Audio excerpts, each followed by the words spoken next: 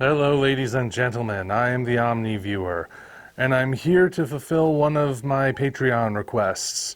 This is one that I'd actually gotten a little while ago. I said I was going to try to track this down. I couldn't seem to find it. Then it kind of fell off my radar, I'm sorry to say. But I did get a reminder and actually a very generous way of getting this particular item. So thank you to Meeman and Dreamin, who's the supporter that made this request. What he wanted me to do was share my thoughts on the first volume of Dragon Ball, the manga specifically. I mean, that's what he put in the latest version of the request anyway. Now, this may come as a shock to some of you, but I never actually got into Dragon Ball back when it was new. I was part of the generation that first witnessed that growing anime boom in the West that started sometime in the mid to late 90s and really expanded in the early 2000s. But Dragon Ball is one of those earlier examples, and when it started, I was still kind of in that place where I didn't quite get what all this anime stuff was about, even though, bizarrely enough, I liked Japanese media, you know, just the live action stuff. But as I did get into anime and manga, and when I finally figured it out and started looking for other series, I still never really got into Dragon Ball because, largely because of the intimidation factor. Dragon Ball at the time was the longest running manga/anime ever. I don't know if One Piece has surpassed it by this point, but at the time, Dragon Ball held the record. And starting something that goes for that long and has so many different iterations of it, which is part of why it's so long, you know, that's intimidating, like I said. So I was content to stick to shorter series, even if sometimes they didn't actually have endings. But now I got the request, and I was requested to begin at the beginning. This is where it all started. When Akira Toriyama first set about taking inspiration from the Journey to the West, but putting a completely new spin on the whole thing. Now, the fact that I didn't grow up liking Dragon Ball does mean I don't have the nostalgia factor kicking in for me. I mean, how can I have nostalgia for something I didn't experience, right? I was aware of it, never got into it. But having read this first volume, I will say that I definitely see how this series became so popular. Like I said, it takes some inspiration from Journey to the West, which isn't necessarily as well known here in the West, generally speaking, as it is over in the East. But, you know, it's not like you have to know Journey to the West in order to understand the manga. If you're just going into it with fresh eyes, it's this very interesting and bizarre, exotic, and truly creative environment where you have these interesting ideas like capsules that can produce anything that you might need for the moment, from a vehicle to an entire building to sleep in for the night. Or you have magical elements. You have these weird cartoon dinosaurs that some of them can talk and some of them can't, apparently. It's a very interesting world to step into. And of course, character dynamics, even in this earlier volume, are intriguing, particularly the primary one between Son Goku and Bulma, where Goku's just this little ball of delightful innocence that is naive. He doesn't really understand most things because he grew up very sheltered, but he's also basically this world's version of Superman. Meanwhile, Bulma is not so naive. She has a very specific goal, and she also doesn't seem to care what she has to do or who she has to betray in order to get it. And you see that from the beginning. She agrees to let Goku tag along because he refuses to surrender the Dragon Ball that he's got, because Bulma's the one who wants to collect all of these things. So she just kind of plays it like, okay, we'll go along and I'll just borrow it once we've got all 7 of them. However, the audience gets access to her inner thoughts, which says that she's basically going to betray him at some point in the future. So how is that going to play out? How's Goku going to take it? Will Bulma actually be able to betray him?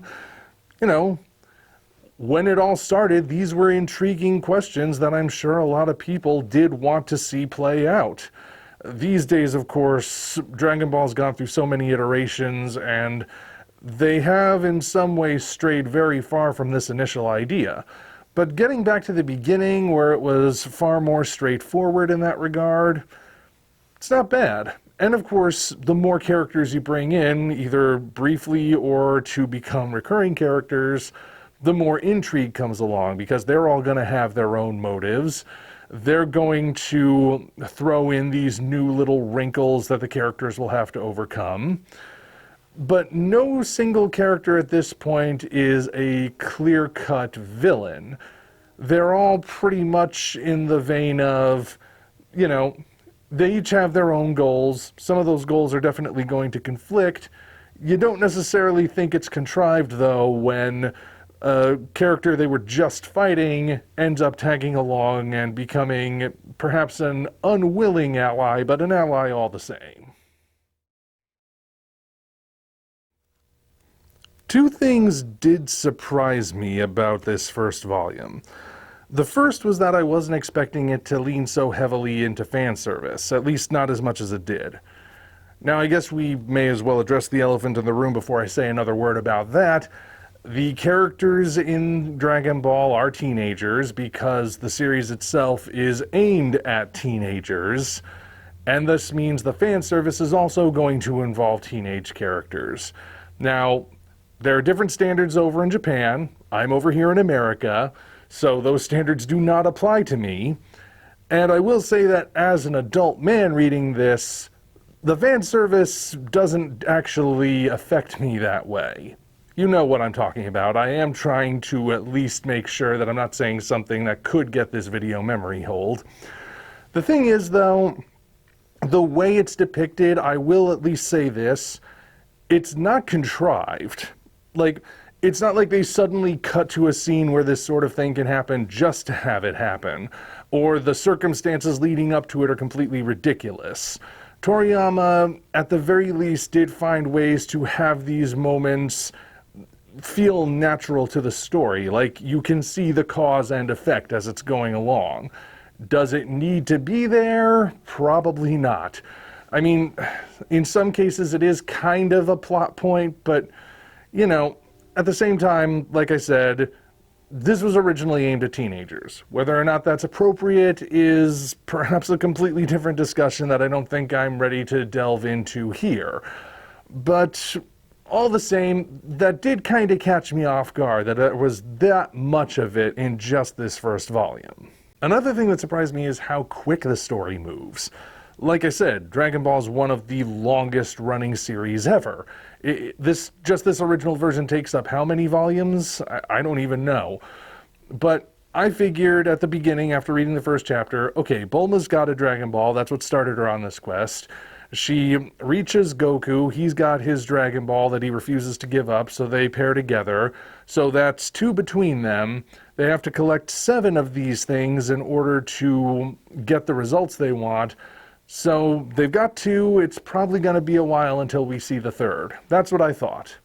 And boy was I wrong. Yeah, as it turns out, by the end of just the first volume, they've already got 5 of the suckers, and they're within spitting distance of the 6th by the time it ends on a cliffhanger. So, like I said, I wasn't expecting that. I was expecting it to take a while for them to get all of these things because it's a long-running series. And yet they're already more than halfway there. So how do you continue after that? I'm certainly intrigued. I mean, obviously, back when this started, I'm not even sure if Toriyama himself knew how long this story was going to go. And maybe that's why he didn't waste time with that regard. You know, new series, there's not an established fan base.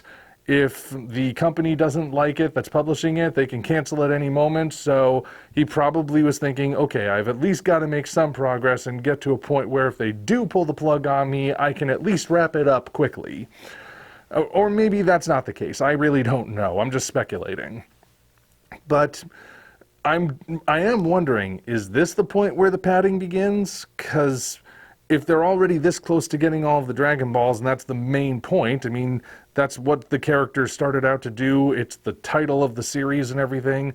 So, is that where it suddenly starts dragging its feet?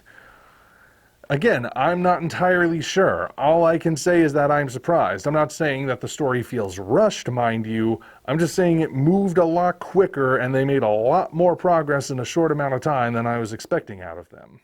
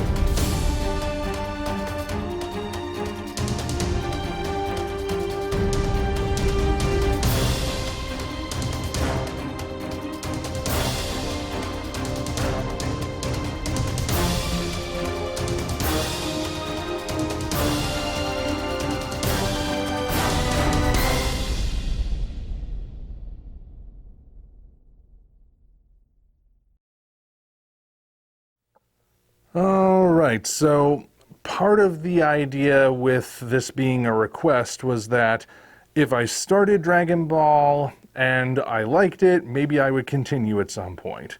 So having got through this first volume, is it a series I would continue? At this point, I'm really not sure.